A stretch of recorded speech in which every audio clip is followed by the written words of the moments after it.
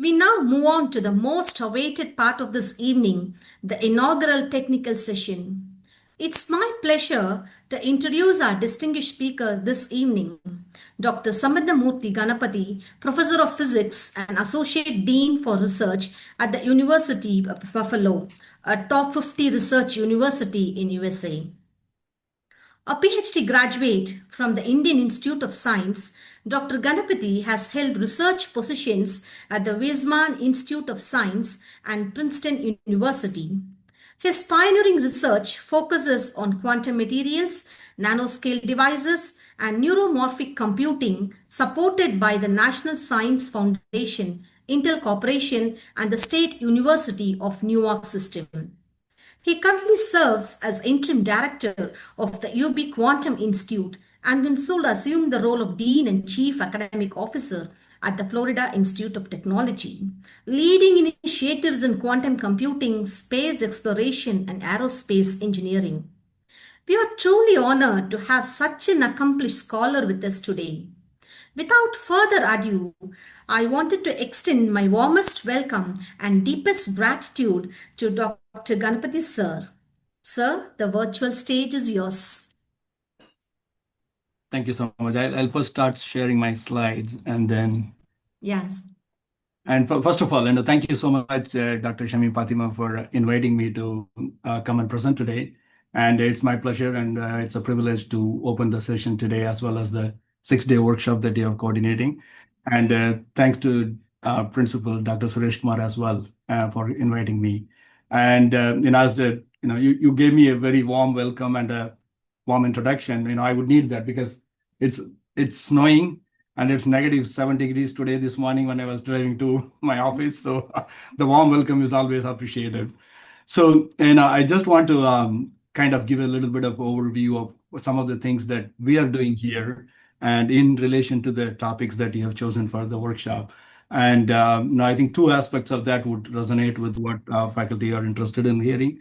One is in my current role, I also oversee some of the academic efforts of the whole institution in developing new programs, especially in new initiatives and academic programs that are of national interest and have student demand. And that I think fits right into the topic of today's conversation, which is about finding the foundations, the curriculum and teaching perspectives for cyber threat intelligence. And the second one is that, as presented in the introduction, I'm also the director for the Quantum Institute, where we have a really great vision of enlarging what the physicists and the engineers do on the labs to actually expand it to computer science, algorithm development, working closely with the business school, and in terms of developing solutions for what the real world applications are out there. So in that, then, I'll present these two case studies to see in a broad overview of how we are approaching these problems, which may be really useful for some of the faculty development aspects of this conference. And I had one thing that I would kind of always emphasize in this is that I had a very unusual trajectory of where I am today. So that may be the foundation for when we are exploring any emerging areas that are of student interest. That is something to keep in mind. So I started as a very science-oriented physics person, right? But then when I went to do PhD, my work was mostly on electrical engineering, computing, as well as on materials engineering and material science. So that allowed me opportunity to explore beyond just the strong foundations of physics and math to into applications that I'm currently what I'm pursuing. So that theme kind of resonates with what we want to do and talk about today as well. The core foundations of whatever new program that we want to do will still remain the same. The engineering principles and foundations always have to be very important, but at the same time, there are countless opportunities for us to explore and expand following that foundations into something new. And that's the theme I would present as well and take from my career trajectory. And I'll start with career development. We have recently explored two large areas in this, which are kind of peripheral to the topics that we will do. One is in quantum sciences. We are exploring new programs new courses, and also new collaborations and industry academia interactions, as well as new applications working with industry as well. So that's one thing. I'm sorry. Everything okay? No, because I thought someone asked a question or something. No. No, sir. Okay. Yeah, sure. It's okay. Yeah. And the second one is in AI. We are currently one of the top institutions in the world in actually having the infrastructure for AI. And this is state-funded program called the Empire AI program, where we have capacity for about like the top 30 in the world in any academic institution. And we are in the second phase of implementing the NVIDIA's GPUs for expanding this alpha phase into a beta phase. With those infrastructure in place, we would actually be the top 10 in the world in actually having the real infrastructure for AI applications. So we have $20 million US dollars funding from the federal government for establishing this center. And we are very proud of the AI as well as the quantum areas that we are currently working on. And so I'll share some of the experiences that we are currently working on that area. So first of all, I before being the associate dean for research now and then going to be the dean soon, earlier I was the department chair as well as director of a graduate studies program. So we have always approached developing new programs and where to begin, right? We always start with this. We are very careful making sure, and this is the generic kind of an advice and generic kind of perspectives that we bring in. It doesn't have to be anything only specific to cyber threat intelligence. It could also be for courses or programs that you want to develop in AI or in quantum or in cybersecurity or any one of the new emerging areas. So we have always worked on making sure that we are not immediately reacting to a demand or a conversation. The curriculum design cannot follow a reactionary kind of an effect. It's always on the foundational principles. What are the subject fundamentals that we need to learn and which would make our students, at the end of the day, the customers whom we serve are our students whom we want to succeed in life and then be impactful in their career as they go along. That's the only goal that drives all of these, right? So what are the current existing strengths that are on campus? That's another important thing. And for example, the Quantum Institute that we have launched now has both research as well as on the academic side of things. But we need to make sure that if you want to be competitive, if you want to be offering a program in master's program in quantum sciences, undergraduate program in quantum sciences, it's important for us to have the existing strengths. How many faculty members are working? How many faculty members have strengths and exposure to that? And how many more capacity that we need to build here before we could actually launch a program? And we always, we are big, our institution is a big fan of doing things in phases, right? So we always do things in phases, not throw everything at the one time and then struggle to stay afloat. So what we always do is make sure that we do a pilot project. We do a pilot project for a year or two, and then making sure that the pilot projects, and it makes it easier for us to be nimble-footed, as well as make changes to the programs as needed, and then making sure that it's a robust program before it is offered to the students as well as to a wider community.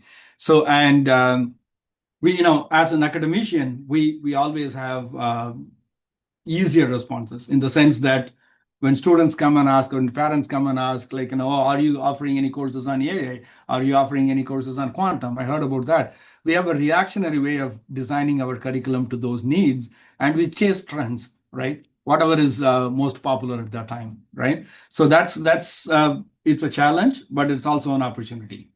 And the second thing is the most common way that I have noticed that departments respond to these ideas and conversation is to just add electives, right? Oh, we'll add an elective to elective in quantum sciences to the second year engineering students or third year engineering students.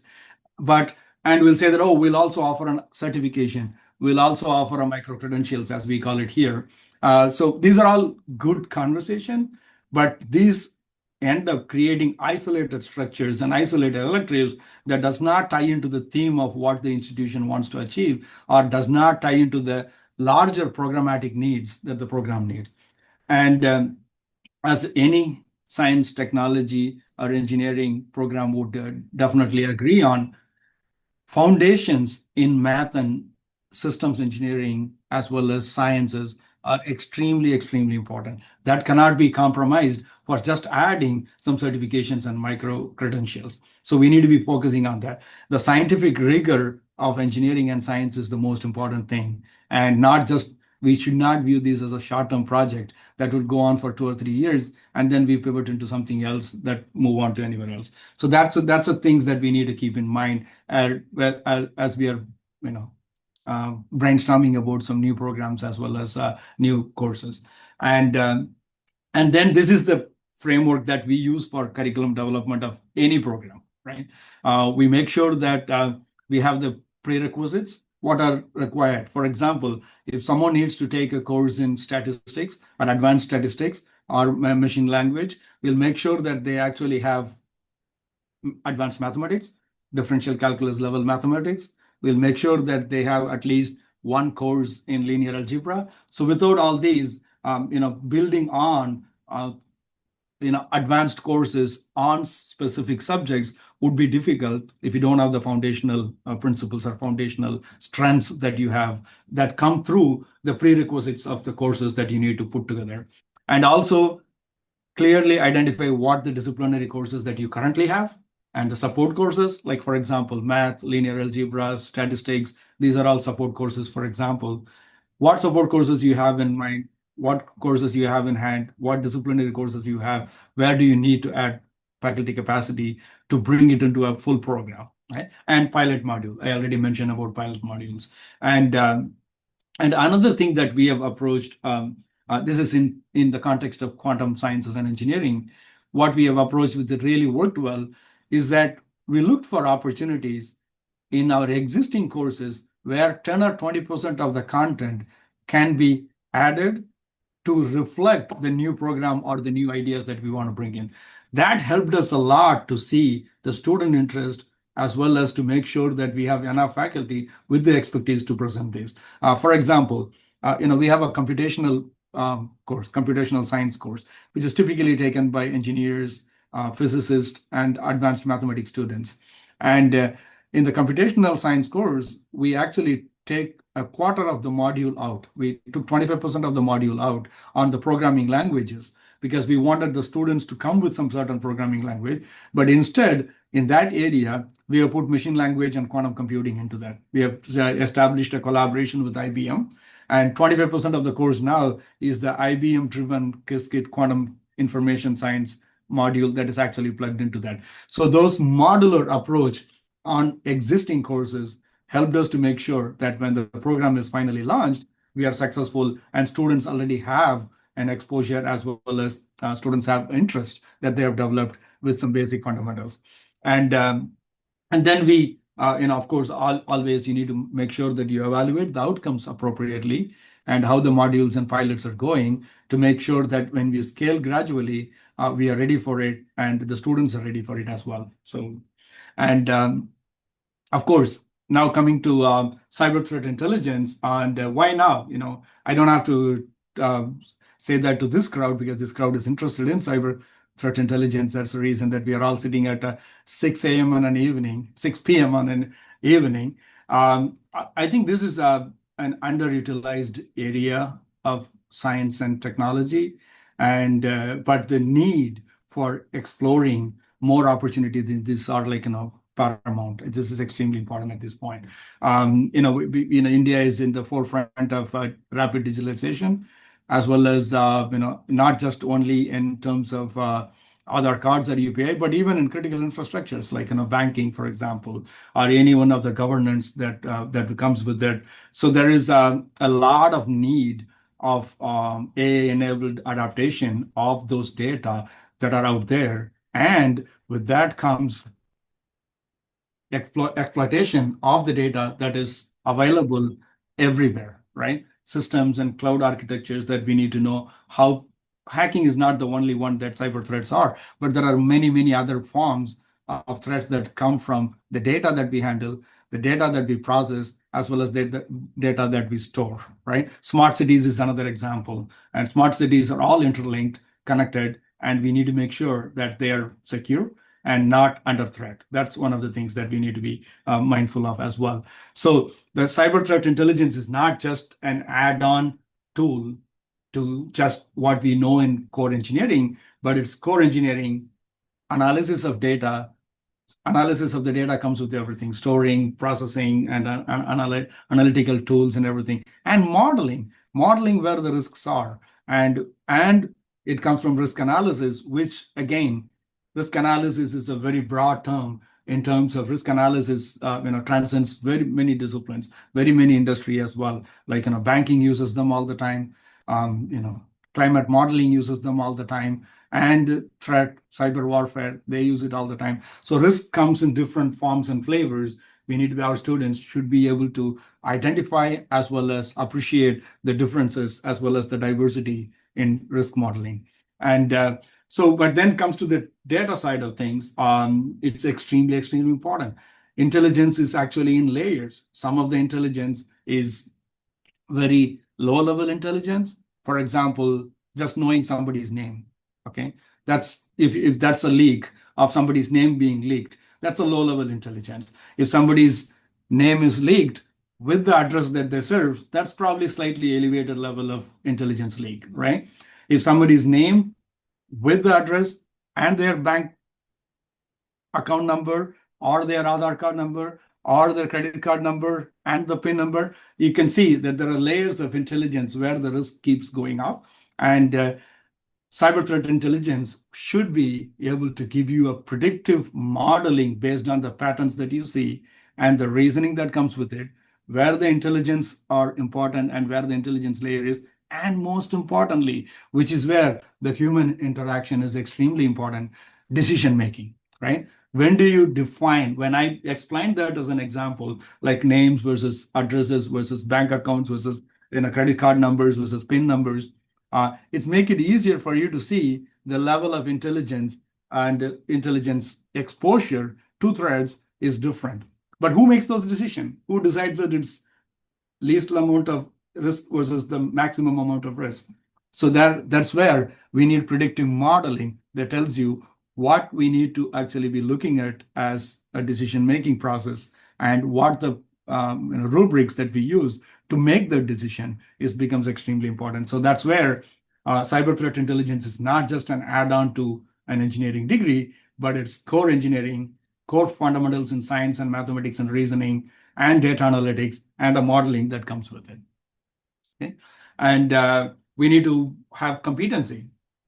Core engineering competencies cannot be compromised. There is an industry demand. So it's a national strategy. I don't have to explain that to you. Every country would like to have a very strong, secure internet, as well as secure in the sense of not just physical security, but also cyber security. And it integrates data systems that we handle every day, and it comes with modeling and reasoning. That's again important. And the threat is, in my opinion, is also elevated recently because of how the world has evolved. We have a lot of reliance on cloud-based computing now. So that's one thing. And the distributed computing architectures have given this kind of exposure, make it easier for people who would like to exploit the intelligence.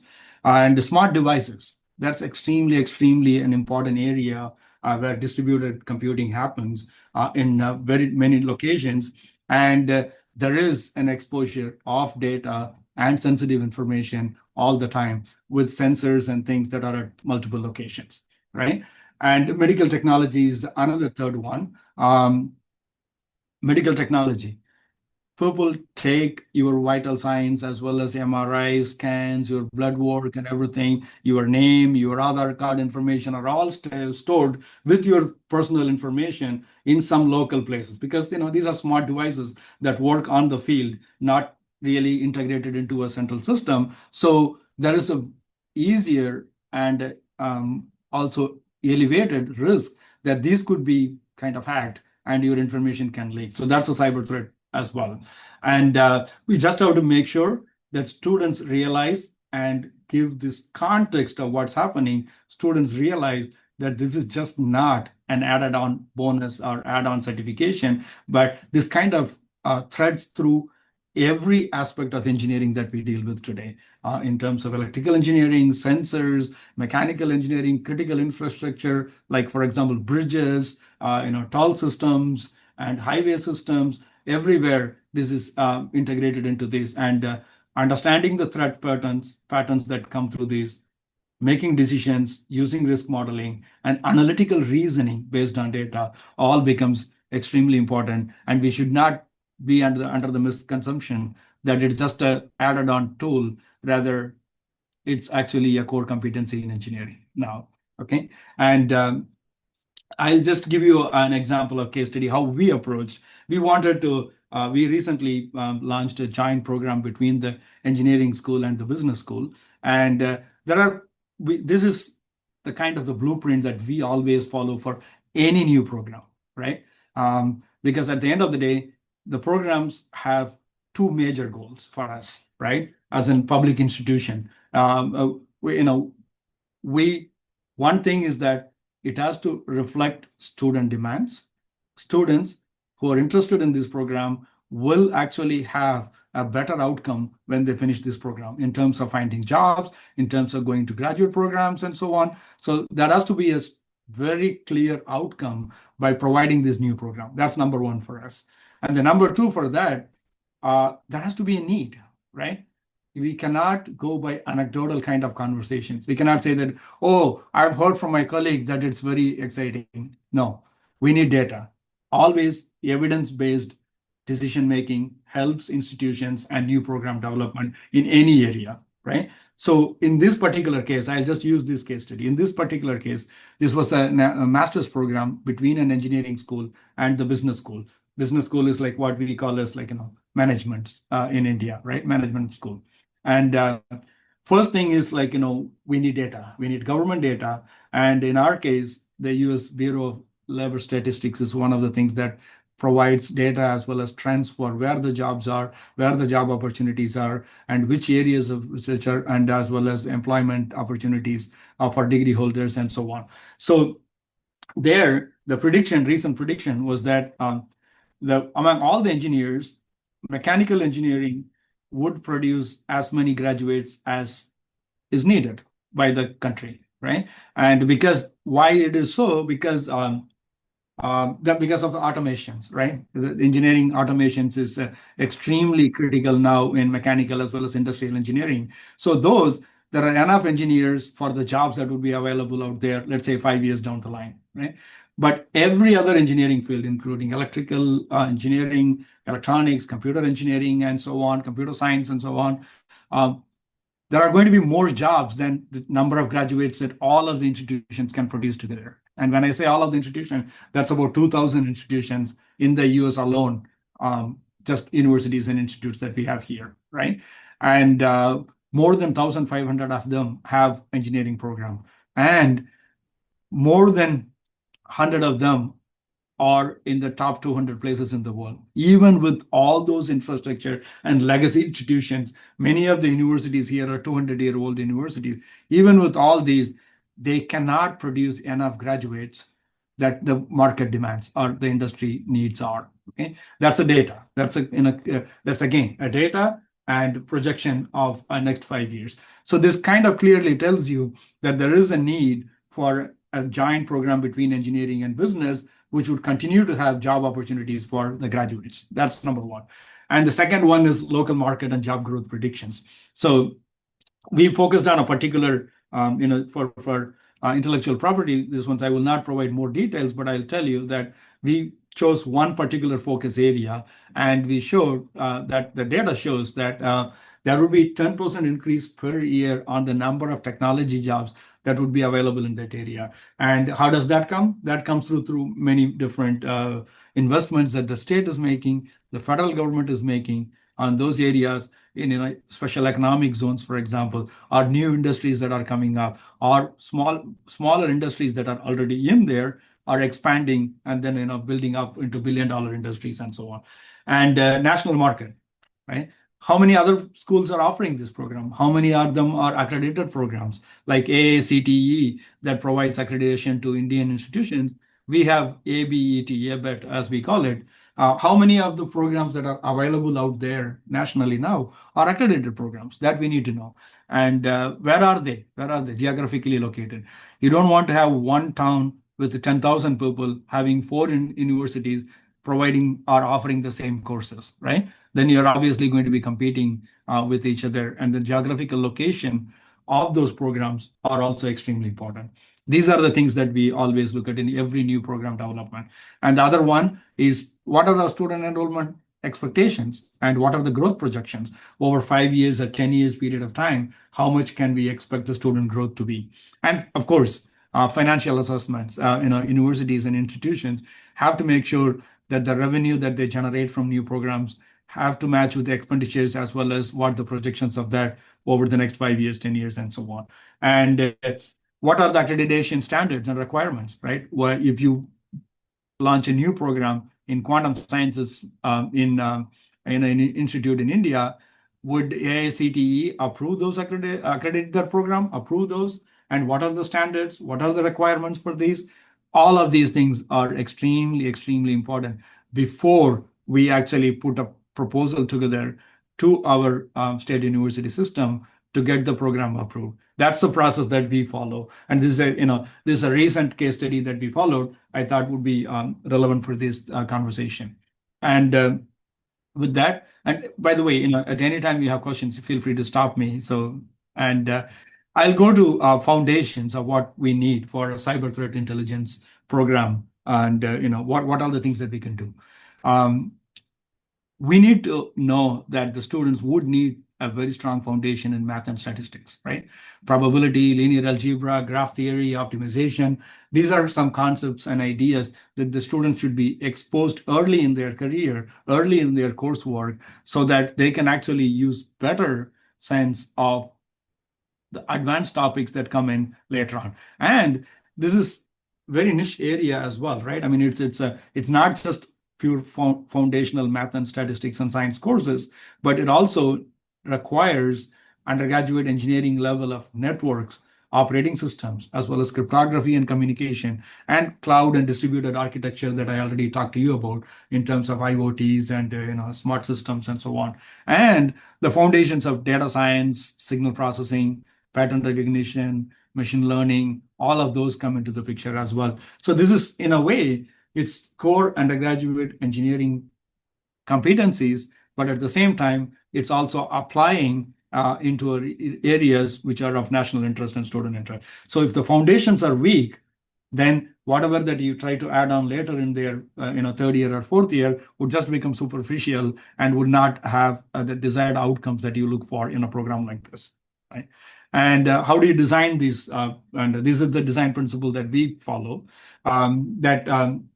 we design things into develop learning outcomes of the program, aligned with industry standards, NBA, NAACR, AICTE accreditation requirements. What are the global standards in this area of study? So those are the things we always have to make sure that the outcome should drive our course design. So the outcomes are the most important things, because if the course doesn't have an outcome, the course has no takers, and then it'll, our efforts as well as our investments will fall flat in a few years. So we always have to make sure that there's a long-term vision of an outcome based on the new program. And I've already mentioned this. Always make sure that the course content that you include directly relate to the program outcomes, right? Otherwise, that we can learn a lot of things, but do they relate to the program outcomes that you originally set up, developed in the first term, right? And integration. You always have to look into integration of foundational knowledge to specialty knowledge that comes slightly later in their student life, and to application or a capstone kind of a project at the end of their 4 years. And again, it's not a familiarity exercise. It's not like giving 10 terms and jargons that the students learn or students hear. but we need to emphasize on the depth of concepts and depth in understanding what the disciplinary needs are and what the industry alignment are in this area. And of course, technical focus has to combine with interpersonal development, and that's always for any programs. And right. And as a perspective from teaching, or like, once you have a case study, you have a proposal to develop a new program, and then you understood what the foundations and design principles on them are. What are the next steps? How are we going to deliver these? What are the teaching perspectives in these areas, right? And I split that into three different areas. One is what do the student want to know? What are the perspectives from a student side?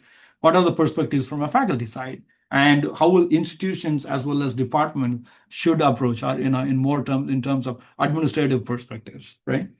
And student perspectives, obviously, students have to realize that if they want to master in cyber threat, they need to have a very strong understanding of probability, statistics, linear algebra, and so on.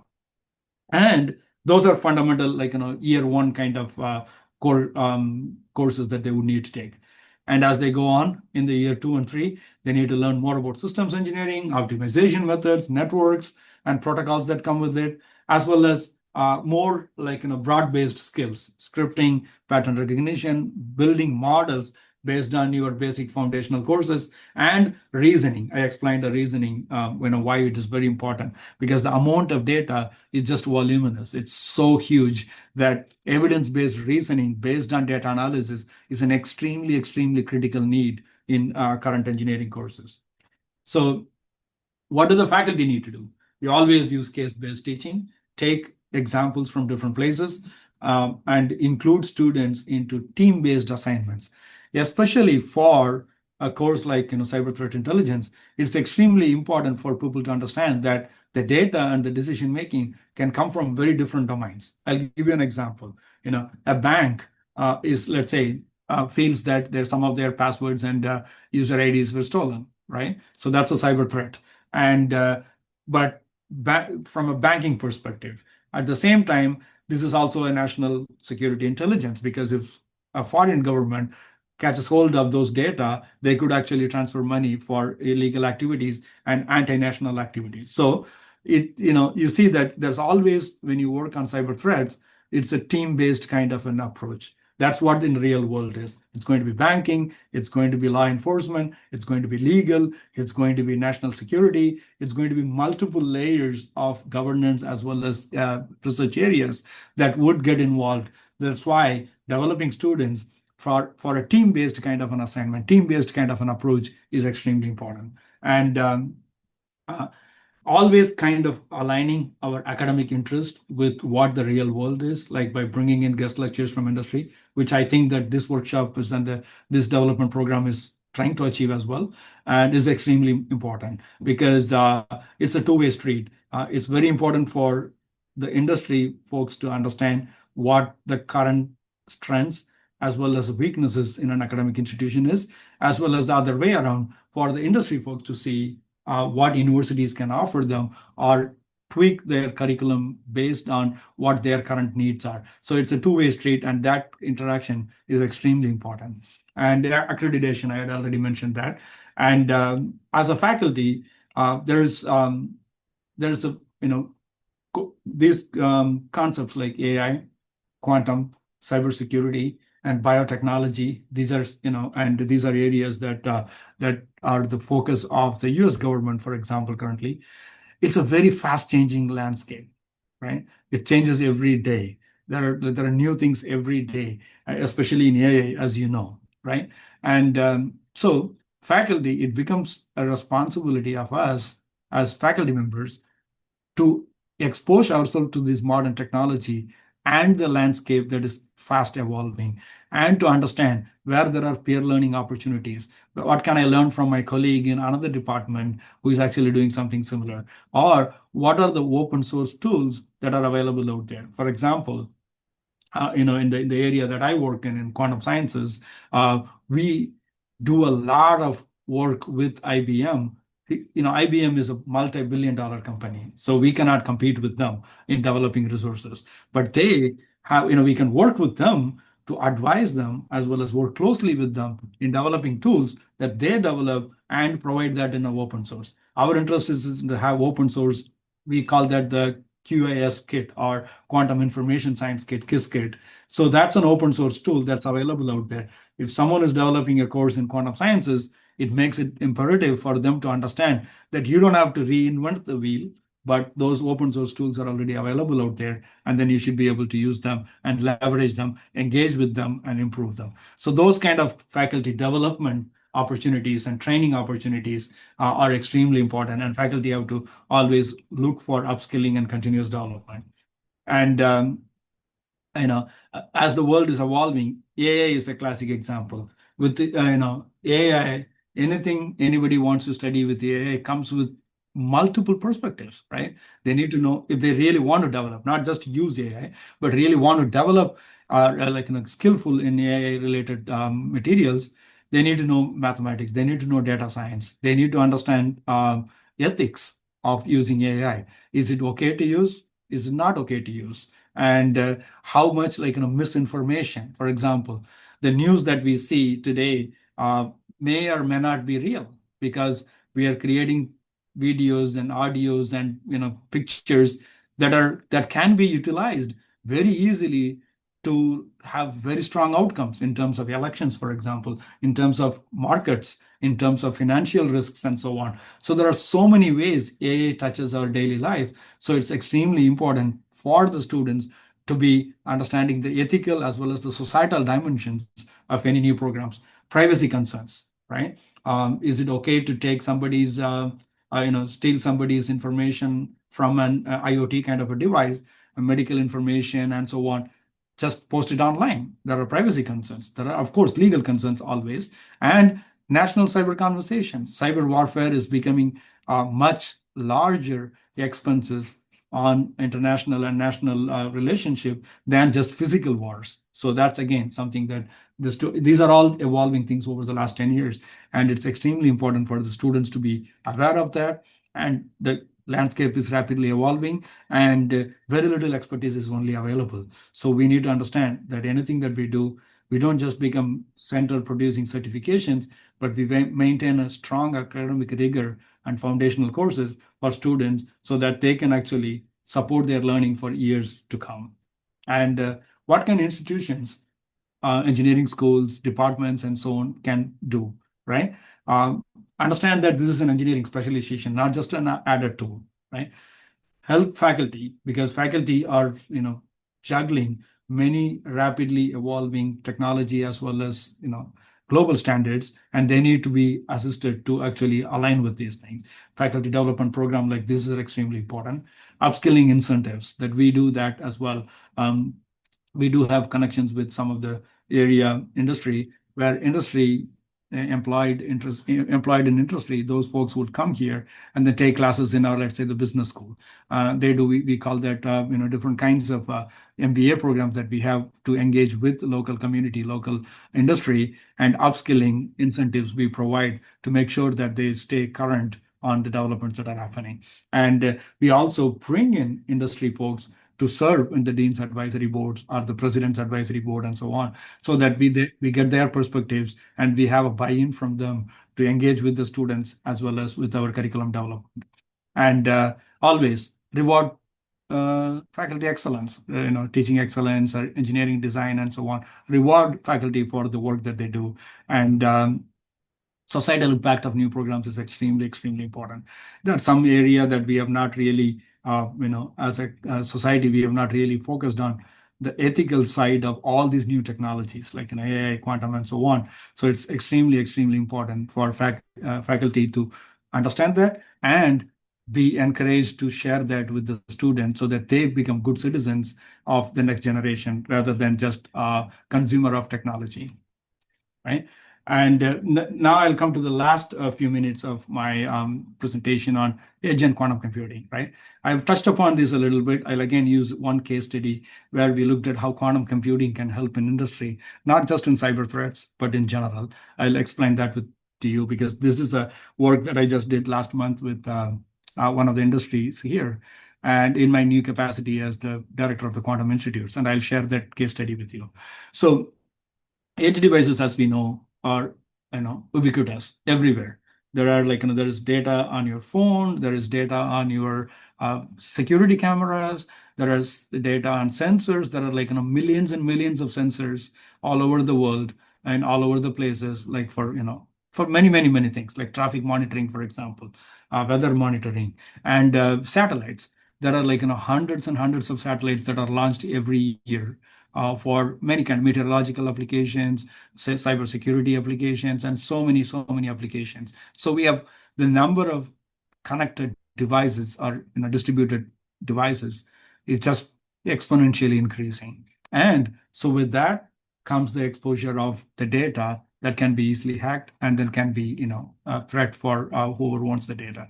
And this is the real threat to it. It has public data as well as industrial data. For example, there are so many sensors. Automation of industry comes with multitude of sensors and data that sits locally within the machinery, and it's not processed elsewhere. It's processed at a low level within the instrumentation. So there's so much data and information that, again, automated food processing, for example, or supply chains, and so on. So there's so many areas where edge related data and cyber threat in them is a real problem today. And so there is a very large need to integrate cyber threat intelligence on device level. For example, recognition patterns of anomaly, right? If someone is looking into this, or in a production line, you're continuously looking at data that is coming from a sensor, but if one or two areas are showing a pattern that is anomalous or slightly different, so you want to plug them. So decision making. So there's a lot of opportunities and challenges on-device pattern recognition, anomaly detection, and how this data is used for analytical reasoning. So there is, again, a very large opportunity there, and that's where the world is evolving into. And it's important for us as faculty members to prove those things are important to our students and provide them the tools and capabilities that they need to succeed in this evolving landscape. Quantum cryptography is another area. I'm not an expert in cryptography, so I will not talk so much about it, but I'll tell you an example of how we kind of connected quantum computing in industry in recent conversations. So recently, there's two companies. Like, one of them is a financial company, financial institution. It's a bank. It's a big, large bank in one of these areas. And the second one is a food supply chain company. So these two, they reached out to us and asking about, what can quantum computing do for us in terms of industry solutions. And one of the most common problems that you will see in many, many, many industry is actually optimization, right? As you know very well. So I'll give you an example. FedEx or DHL, one of the courier delivery kind of services, or food delivery like Zomato or Swiggy or whatever. There are many, many, many, many of these. What's their aim? At this point, they are not the most optimized routing that they use, right? They kind of do some brute force method in terms of, for example, you take Zomato. I'm just using that as an example. I don't know their business model, but I'm using as an example. What they would do is that to get food to a customer the fastest way possible, they will employ more people, right? Because as long as the labor cost of that is smaller than the profit that you're making, it's a no-brainer. The easiest solution is just employ. You need 100 people at a time, employ 150 people, so that make sure that no one is left out. Just do it fast, right? And but that's not an optimized solution. That's not an optimization. That's a brute force method. The optimization method is what even bigger than larger distribution networks like DHL, FedEx, and so on use. ExxonMobil is another one. ExxonMobil is one of the world's biggest petroleum companies, that they need to take these tanks from one place to another and delivering petroleum products all over the world, right? That they use tanks, they use ships, they use flights, all kinds of things, right? So these large distribution networks and optimization is extremely important. You cannot do that brute force, right? Food delivery within one area in Madras, that's okay. But global large distribution networks, that's not going to be that simple. So they always use traditional classical computing platforms to solve these. What is the easiest, most efficient path that one person starting in the distribution center, going to 5 different locations and coming back, the most efficient path and the least amount of resources used, right? In terms of manpower, in terms of fuel and so on. What's the most efficient way of doing it? This is, what we call as I'm sure that many of you know, it's called the traveling salesman problem. And this is a very well-known problem in optimization for years. And there are beautiful solutions to this problem, and using just traditional computing. But at the same time, there's the limit of if you need, you add more of these, like instead of 5 places, I need to do 50 places in a day. What do? The problem gets more and more complex. If you do 500 places, then it gets exponentially complex. So it's not an easily solvable problem. So to solve that, traditional computers use one method, which is parallel massive computing, which is what we call the supercomputers, right? All of the companies that I mentioned there, DHL, IBM, BMW, ExxonMobil, Boeing, they all extensively use supercomputer to solve these problems, right? Supercomputers provide you faster solution to these optimization problem. But at the same time, it's not perfect, right? That's not a perfect solution because it's still a brute force method. Only because your computer is fast enough, you find that, you're still a brute force method. Like, for example, you need to know what is the smallest path. You go through every path to find out what is the smallest path. So for that, you have constraints on where the roads are, what kind of roads are, what's the traffic in the roads are. There are many, many, many parameters there, right? But with a supercomputer, you can go there faster, find an optimal path faster, but that's not the perfect one.